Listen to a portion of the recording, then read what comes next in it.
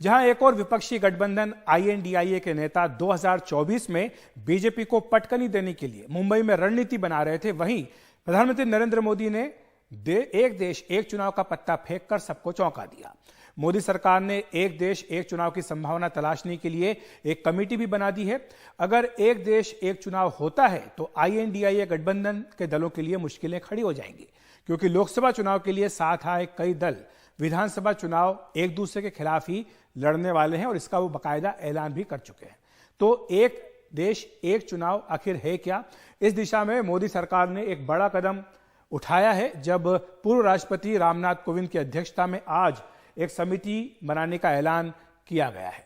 समिति राजनीतिक दलों से बातचीत करेगी और इस पर आम राय बनाने का प्रयास करेगी, क्योंकि यह काफी जटिल मुद्दा है।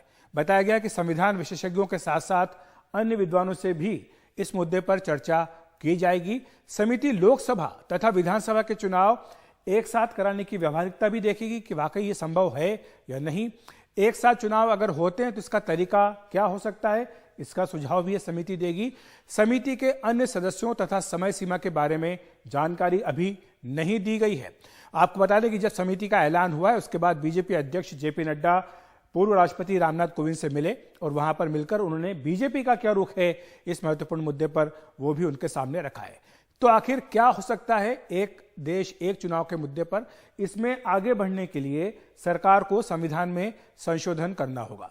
संविधान के 5 अनुच्छेद हैं जिनमें एक एक करके संशोधन होगा, उसके बाद ही लोकसभा और विधानसभा के चुनाव एक साथ संभव हो पाएंगे। सभी राजनीतिक दलों को इन संशोधनों को मानना होगा, क्योंकि 2/3 बहुमत के साथ ही संशोधन किया जा सकता है। अगर त्रिशंकु विधानसभा होती है तो वैसी परिस्थिति में क्या होगा? विधानसभा सस्पेंडेड एनिमेशन में रखी जाएगी, भंग की जाएगी, ये सब बातें भी स्पष्ट करनी होंगी। लोकसभा और विधानसभा का कार्यकाल 5 साल के लिए फिक्स करने का विषय भी हल करना होगा, क्योंकि गठबंधन सरकारों के दौर में देखा है कि कई बार सरकारें गिरती है, उसके चलते विधानसभा को भंग करना पड़ता है 5 साल से पहले। अनुच्छेद 356 धारा 356 के तहत विधानसभा भंग करने का जो केंद्र सरकार का अधिकार है, इस पर भी चर्चा करनी होगी। साथ ही लोकसभा का कार्यकाल घटाना या फिर उसे बढ़ाना पड़ेगा। विधानसभाओं का कार्यकाल भी घटाना या फिर बढ़ाना पड़ेगा। क्षेत्रीय दल जो हैं इससे उन्हें नुकसान हो सकता है, तो शायद वो इसके लिए तैयार ना हो। और यह भी एक उन्हें डर रहेगा कि जो केंद्र में सत्तारूढ़ पार्टी है वो राज्यों में भी अपने पक्ष में हवा बना सकती है अगर लोकसभा के साथ ही विधानसभा के चुनाव भी हों। और यह भी कहा जा रहा है कि जो बड़ी पार्टियां हैं उन्हें इसका फायदा मिलेगा, क्योंकि संसाधन उनके पास होंगे एक साथ चुनाव लड़ने के लिए, लेकिन छोटे दलों को इससे घाटा हो सकता है।